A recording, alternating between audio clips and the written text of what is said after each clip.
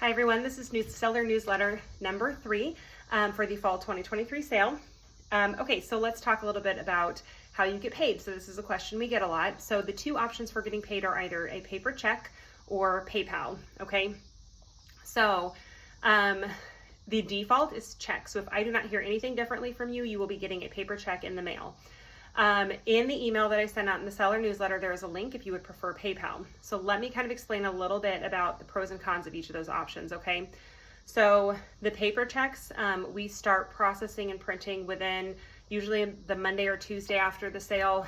I should preface by saying all of this is dependent on not running into computer issues, not running into bank issues, all that kind of stuff, credit card processing, all that kind of stuff.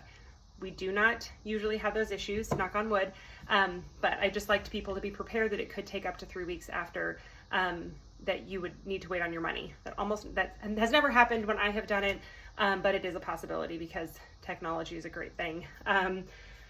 Anyway, so paper checks, they get printed the Monday or Tuesday, usually after the sale, and I get them in the mail just as quickly as I can. The checks get mailed to the address that is in your consignor workstation. So it is really important that you have that consignor workstation address up to date.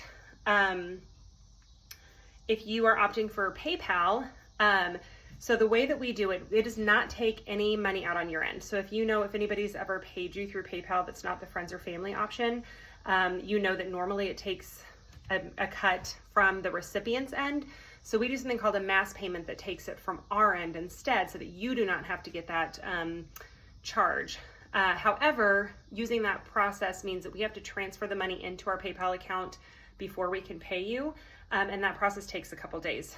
I usually start transferring the money literally Monday morning as soon as that money hits our bank account, but they just take longer every year. It's supposed to take 2 to 3 days. Last sale, I think it was Friday before the money had transferred, so just be prepared for that, that even if you choose the PayPal option, you may not be getting your money until the Friday after the sale.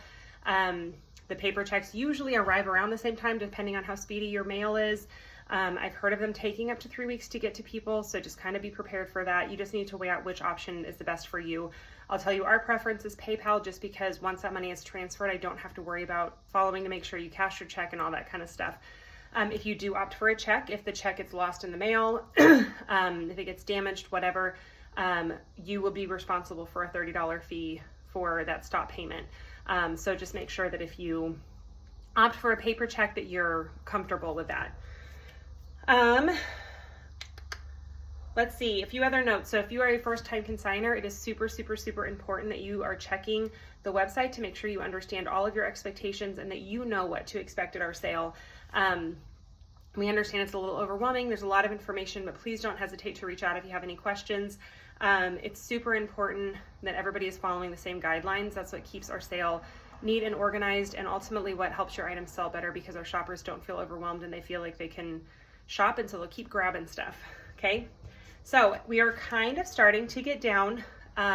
We have a few weeks left, still plenty of time, but if you're feeling overwhelmed, some ideas. One is to consider sorting your items first, so your clothing items particularly, because if you can go ahead and sort them by gender and size, then that actually, when you enter an item, it pre-populates the category and the gender and the size, for the next item, so then you don't have to reselect those. So that's a little trick that'll help you be a little speedier. Plus, your items will already be sorted and ready for drop-off if you do it that way. If you are bringing a large number of items, my strong suggestion to use something I learned from experience is to do it in chunks. So if you enter all of your items and then you try to tag all of them, it can get really easy to not quite know, okay, did I mean this shirt by this tag? Which pair of pants matches this tag? My recommendation is just to kind of do chunks, tag, enter all of those, print them, tag them all, move on to the next. That's my recommendation. That's what works best for me. Maybe you have a different experience, but that's my suggestion. Tag descriptions. So sometimes people ask about the tag descriptions. You can put whatever you want on there, but I will tell you that tags, falling off items is something that's going to happen every single sale. We have a lot of shoppers touching those items. Tags are going to get separated from their item. It happens. If you have a really good description in there, I can search the item and often be able to connect them, Or if we find a loose tag and a loose item, we can connect those items back together. However, if you put shirt, I'm not going to be able to confidently match those items back together. So your item will end up not getting back onto the sales floor to sell. So I strongly suggest you add symbol descriptions, pink Nike shirt, blue sailboat onesie, whatever. So then that way we can feel confident about matching those items back up if they get separated. The description is also a great place to highlight anything that you think is particularly marketable about an item. So if it's brand new with tags, make sure to put that. If it's a brand name, if it's a sports team, things like that, that's gonna, as shoppers are, flying through a whole bunch of clothes, that's gonna be something that might catch their eye as they're going through. And do not save your item entry for the last minute. I know it's hard. Full disclosure, I have not even started mine yet. So if you haven't, you are in good company. But remember, item entry closes October 1st at 10 p.m. I will tell you currently, it's early to say, currently we are trending a little ahead of where we normally are at this point before the sale as far as item counts go.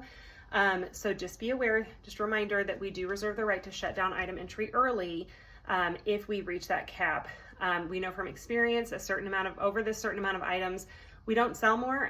Your proportion of your sales just goes down, and it just creates extra work for our volunteers. It creates a less friendly shopping environment. So just be aware, we do reserve that right. So my strong suggestion to you is to make sure that at the very minimum you get those items entered that you definitely do not want to have to hang on to for another sales season. All right, I'm going to plug again volunteer pre-sale spots. So sellers get to shop 6:30 the night before the sale. However, volunteers get to shop at 5:30, and then you get to share your seller's pass with somebody. You can pass it on to anybody you want to.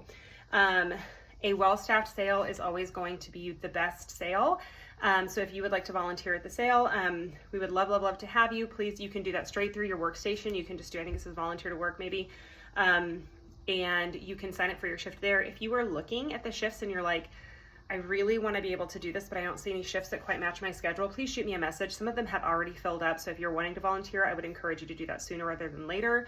But if you are looking and you're like, oh, I can't quite work this shift, but I could come in these times, shoot me a message because we can often work with you. If you want to volunteer, we want to find a place for you. So if you aren't finding a spot that works for you, shoot us a message because we could probably use you somewhere.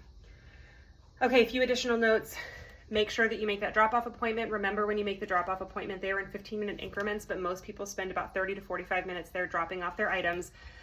We do have a drop and leave option. Most of our consigners don't find a need for that, using that, because dropping off your own items, not only is it easier, but you kind of get familiar with the sales floor. You maybe get a sneak peek of some of the items out there. So most of our sellers actually far prefer to put their own items away.